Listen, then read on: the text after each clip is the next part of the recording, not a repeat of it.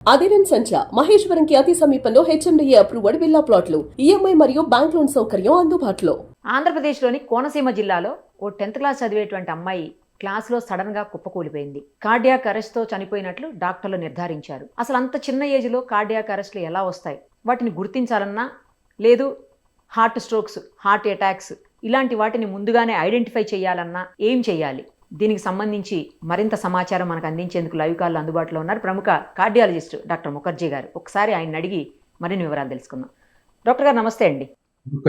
Early ఏజ్లో వచ్చేటువంటి heart స్ట్రోక్స్ని లేదా హార్ట్ అటాక్స్ని ఎలా గుర్తించాలి డాక్టర్ గారు? ఎందుకంటే 35-40 దాటిన తర్వాత ఇప్పుడు ఎవ్రీ ఇయర్ ప్రతి ఒక్కళ్ళు ఆల్మోస్ట్ టెస్టులకు వెళ్తున్నారు, బాడీ చెకప్స్ చేయించుకుంటున్నారు, వాళ్ళకి తెలుస్తాయి, నో ప్రాబ్లం.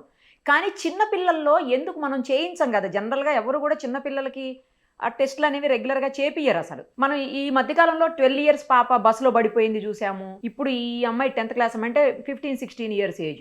తర్వాత 10 years పాప చనిపోయింది, అవి చూసాము. చాలా చిన్న చిన్న పిల్లలు చనిపోతున్నాయి, రెగ్యులర్గా చూస్తున్నాం సార్. మనం వీటన్నిటిని ఎలాగా కంట్రోల్ చేయగలగాలి? అసలు ఎలా వాటిని ఫస్ట్ మనం ఐడెంటిఫై చేయాలి? అంటే ఫస్ట్ దానికన్నా ముందు క్లారిఫికేషన్ ఏంటంటే, ఈ అమ్మాయి చనిపోయింది హార్ట్ అటాక్ తో లేకపోతే హార్ట్ స్ట్రోక్ తో అని అంటాం మనకి ఇంకా కంప్లీట్ గా తెలియదండి.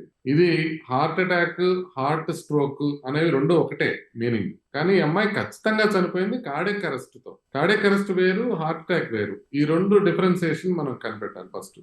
జనరల్ గా మనం అనేటప్పుడు నార్మల్ కామన్ వర్డ్స్ లో హార్ట్ అటాక్ తో చనిపోయారు, హార్ట్ స్ట్రోక్ తో చనిపోయారు, కార్డియాక్ అరెస్ట్ అనే మాట జనరల్ గా ప్రొఫెషనల్స్ యూజ్ చేస్తారు కదా సార్. నార్మల్ విలేజెస్ లో అక్కడ కూడా యూజ్ చేయరు. గుండె నొప్పితో చనిపోయారంట, గుండె ఆగిపోయిందంట, ఇలాగే మాట్లాడతారు జనరల్ గా. అంటే ఈ రెండింటికి వ్యత్యాసం తెలిస్తే మనకి కన్ఫ్యూజన్. ఎందుకంటే కార్డియాక్ అరెస్ట్ అనేది మెడికల్ టర్మ్ అని కాదు, అంటే మీనింగ్ లో కూడా డిఫరెన్స్ ఉంది. ఇప్పుడు మామూలుగా బ్రెయిన్ స్ట్రోక్ అంటారు, ఇక్కడ మామూలుగా హార్ట్ స్ట్రోక్ ని కూడా స్ట్రోక్ అంటుంటారు మనం బయట కలెక్టివ్గా. అది మీనింగ్ డిఫరెన్స్ కాదు, జస్ట్ మాట డిఫరెన్స్. ఇది అట్లా కాదు, మీనింగ్. అందుకని మనం తెలుసుకోవాలి దీని గురించి. ఎందుకంటే మన గుండెపోటు లేకపోతే హార్ట్ స్ట్రోక్ తో చనిపోయింది అని అంటే అర్థం ఏంటంటే, హార్ట్ స్ట్రోక్ అంటే గుండె రక్తనాళాల్లో ఒక రక్తనాళం కంప్లీట్ గా మూసుకుపోవటం వల్ల ఆ గుండె కండరం డ్యామేజ్ అవటాన్ని గుండెపోటు అంటారు. దానివల్ల ఛాతి నొప్పి రావడం ఇట్లాంటివి జరుగుతాయి. ఇది మనకి కొలెస్ట్రాల్ వలన లేదా బీపీ షుగర్ల వలన ఇట్లా వచ్చే ప్రాబ్లం ఇది హార్ట్ అటాక్ అని. సో అట్లా కాకుండా ఏదైనా కారణం చేత, ఇప్పుడు ఏమి రక్తనాళాల్లో ఏం మూసుకుపోలేదు, బట్ ఏదైనా కారణం చేత గుండె సడన్ గా ఆగిపోయింది అనుకోండి, ఇది కార్డియాక్ అరెస్ట్. ఇప్పుడు గుండెపోటు కూడా కార్డియాక్ అరెస్ట్ కి ఒక కారణమే. అంటే గుండెపోటు వచ్చిన మొదటి గంటల్లో సడన్ గా కార్డియాక్ అరెస్ట్ వచ్చే అవకాశం కూడా ఉంటుంది. అయితే ఈ కార్డియాక్ అరెస్ట్ అనేది గుండెపోటు వలన కాదా అనేది ఫస్ట్ మనం నిర్ధారించుకుంటే ఆ తర్వాత మనం దాని ముందుకు వెళ్ళొచ్చు అన్నమాట. ఎందుకంటే ఇప్పుడు మీరు 50 ఏళ్ళ వాళ్ళు, 40 ఏళ్ళ వాళ్ళు, వీళ్ళు సడన్ గా కొలాప్స్ అయ్యారంటే వాళ్ళకి కార్డియాక్ అరెస్ట్ గుండెపోటు వల్ల వచ్చే అవకాశం చాలా ఎక్కువగా. 15 ఏళ్ళ అమ్మాయి సడన్ గా మరణించడం అని అంటే గుండెపోటు వల్ల కాదు, గుండె ఆగిపోయింది కానీ ఆ గుండె ప్రాబ్లంతో కాదని. అంటే ఇప్పుడు మీరు అర్థం చేసుకోవాల్సింది ఏంటంటే, గుండె పోటు అనేది మనకి ఎక్కడైతే కొలెస్ట్రాల్ వల్ల వస్తుందో ఆ గుండె పోటు రాలేదు ఈమెకి, కానీ గుండె ఆగిపోయింది. మరి ఎందుకు ఆగిపోతుంది, సడన్ గా ఎందుకు ఆగిపోతుంది అన్నది నెక్స్ట్ క్వశ్చన్ వస్తుంది. ఎందుకు ఆగిపోతుంది అంటే కొన్ని ఛానలోపతీస్ అని కొన్ని డిసీజెస్ ఉంటాయి, అవి ఈజీగా బయటపడవు. ముందుగా నొప్పి రావడం కానీ ఇట్లాంటివి ఉండవు దాంట్లో. ఈ డిసీజెస్ బయటపడవా సార్? అవి ఏ టెస్టులు చేసినా బయటపడవా? టెస్టుల్లో బయటపడతాయి. అంటే మనం ఈజీగా ఈసీజీ ఎక్కువ చేస్తే చాలా వరకు బయటపడతాయి. ఈ జబ్బుల్ని హైపర్ట్రోఫిక్ అబ్స్ట్రక్టివ్ కార్డియోమైపతి అని, అరిథమోజెనిక్ రైట్ వెంట్రికులర్ డిస్ప్లేసియా అని, లాంగ్ క్యూటీ సిండ్రోమ్ అని, షార్ట్ క్యూటీ సిండ్రోమ్ అని, బ్రుగాడా సిండ్రోమ్ అని, సిపివిటి అని, anomalous coronary artery from pulmonary artery అని, ఇట్లా చాలా రకాలు ఉంటాయి. ఇవన్నీ కూడా మనం యూజువల్ గా ఈసీజీ 2D ఎక్కువ చేసేస్తే కొంత మేరకు అవి బయటపడే అవకాశం ఉంటుంది. కాకపోతే మీరు ఒక్కసారి ఆలోచించండి, మనం ఉండే అవకాశం మిలియన్లో ఒకరికి ఉందని, 10 లక్షల మందిలో ఒకరికి ఇట్లా ప్రాబ్లం వచ్చే అవకాశం ఉందనుకోండి. పిల్లలందరికీ టెస్టులు చేయాలంటే ఎంత కష్టం చెప్పండి, ఎంత ఖర్చుతో కూడుకున్న విషయం చెప్పండి. అందుకే కమ్యూనిటీ లెవెల్లో డాక్టర్లు కానీ ప్రొఫెషనల్ బాడీస్ కానీ అందరికీ ఇవి చెయ్యాలి అనేది ఎవరు చెప్పరు. ఎందుకంటే దానికి ఈల్డ్ తక్కువ ఉంటుంది. ఇప్పుడు 10 లక్షల మందిని మనం పరీక్ష చేస్తే ఒకరికి బయటపడే అవకాశం ఉంటుంది, అప్పుడు ఆ ఒకరిని కాపాడుకునే అవకాశం ఉంటుంది అనుకోండి. కానీ ఇండివిజువల్ లెవెల్లో ఎవరికైనా అనుమానం వచ్చినప్పుడు వాళ్ళు కంపల్సరీగా టెస్టులు చేయించుకోవాలి. అనుమానం ఎలా వస్తుంది అని అంటే, ఇప్పుడు ఎవరైతే కొంచెం యంగ్ ఏజ్ లో మరణించున్నారో వాళ్ళకి సంబంధించిన, ఇప్పుడు అమ్మాయి బ్రదర్స్ కానీ సిస్టర్స్ కానీ ఎవరున్నారో అందరికీ టెస్ట్ చేసుకోవడమే కాకుండా మనం సిమ్టమ్స్ చిన్న చిన్న సిమ్టమ్స్ ని పిల్లల్లో కూడా ఇగ్నోర్ చేయకూడదు. ఆ సిమ్టమ్స్ ఏంటి అని అంటే సడన్ గా కళ్ళు తిరగటం కానివ్వండి, సడన్ గా కళ్ళు తిరిగి పడిపోవటం కానివ్వండి, గుండె దడగా అనిపించడం కానివ్వండి, గుండె వేగంగా కొట్టుకున్నట్టు అనిపించడం కానివ్వండి, మెట్లు ఎక్కినప్పుడు ఆయాసం రావటం కానివ్వండి, ఇలాంటి సమస్యలు గనక పిల్లల్లో ఉన్నట్లయితే, ఎస్పెషల్లీ కళ్ళు తిరిగి పడిపోవడం అనే సమస్య గనక ఎప్పుడన్నా ఉన్నట్లయితే వాళ్ళు ఇమ్మీడియట్ గా టెస్టులు చేయించుకోవాలి. అందరికీ టెస్టులు చేయడం సాధ్యం కాదు కాబట్టి ఇది చెప్తున్నాం. బట్ ఎవరికైతే అనుమానం ఉందో వాళ్ళు టెస్ట్ చేయించుకుంటే ఇది కొంత మేరకు బయటపడిపోయే అవకాశం ఉంటుంది. But majority of the people ఎవరైతే టెస్టింగ్ చేయించుకుంటారో భయపడి వాళ్ళందరూ నార్మలే. ఎందుకంటే ఇది రేర్ కండిషన్ కాదు. ప్రైమరీగా కనిపించే సిమ్టమ్ అయితే కళ్ళు తిరగటమేనా సార్? కళ్ళు తిరగటం, కళ్ళు తిరిగి పడిపోవడం అనే సిమ్టమ్ ఒకటి. అది కాకుండా మిగతా సిమ్టమ్స్ కూడా ఉంటాయి. అంటే ఆయాసం రావటం, గుండె దడ రావటం, లేకపోతే రేర్ గా ఛాతీలో నొప్పి రావటం. ఛాతీ నొప్పి పరిగెట్టినా ఏదన్నా ఆడినా అలాంటప్పుడు అలసిపోవటమా సార్?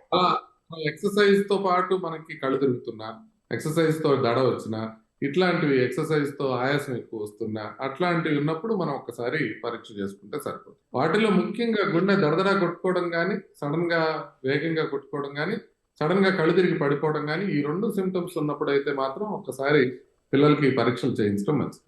ఫ్యామిలీ హిస్టరీ ఉన్నప్పుడు కూడా జాగ్రత్తలు తీసుకోవాల్సిన అవసరం ఉంటుందా డాక్టర్ గారు? దానికి దీనికి ఏం సంబంధం లేదా? లేదు. ఫస్ట్ అదే ఇంపార్టెంట్. మనం అనుకుంది ఏంటంటే ఇప్పుడు ఈ అమ్మాయి చనిపోయింది, వీళ్ళ సిబ్లింగ్ కి ఇమీడియట్ గా మనం టెస్టులు చేయించాలి అని చెప్తున్నాను.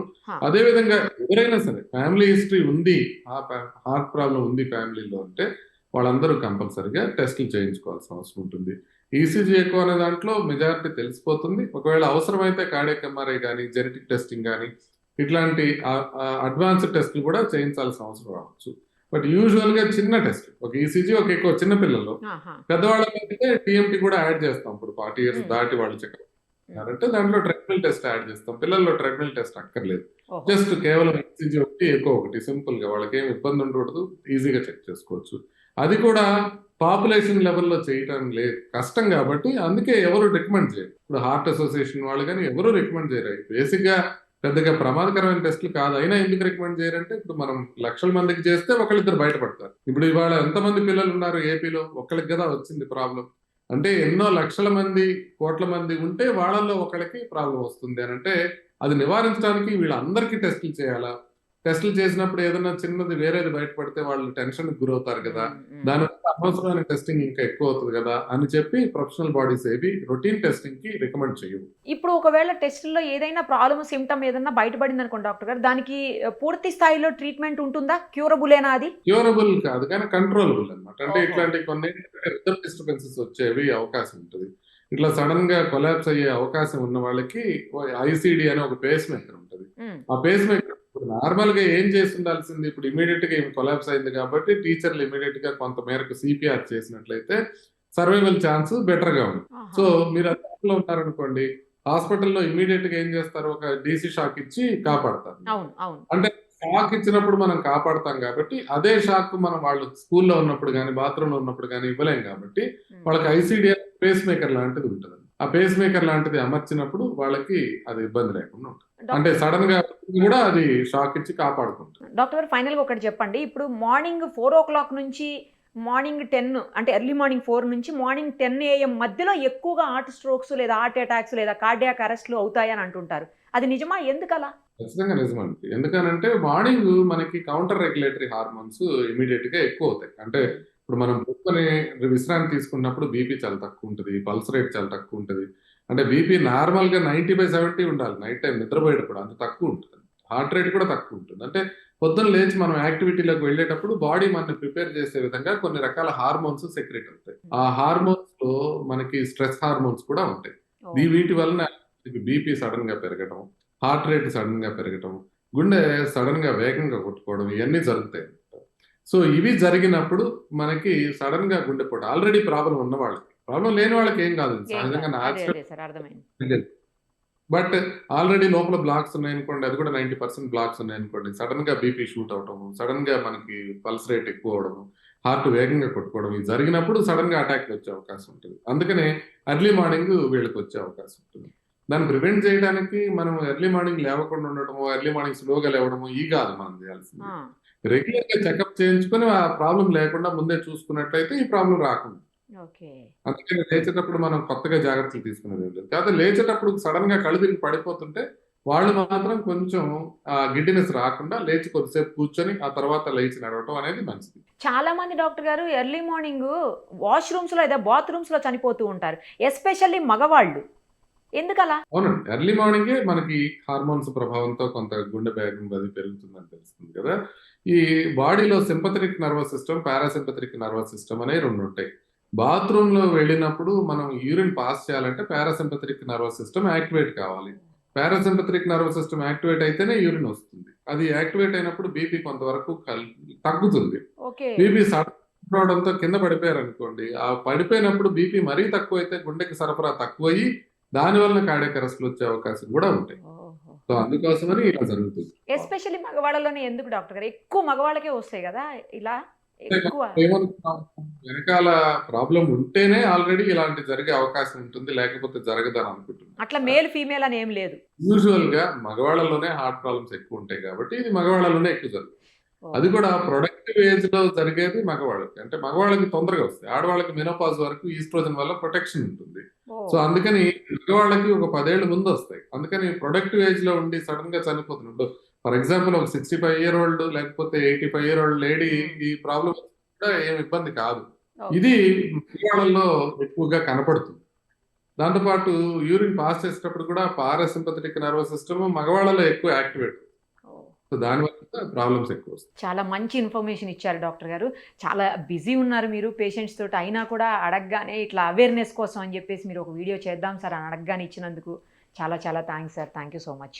మరిన్ని అప్డేట్స్ కోసం నిరుపమ సుమన్ టీవీ ఇన్స్టా పేజ్ని ఫాలో చేయండి. సుమన్ టీవీలో మీ పర్సనల్ అండ్ బిజినెస్ ప్రమోషన్స్ కోసం కింది నెంబర్కి కాంటాక్ట్ చేయండి.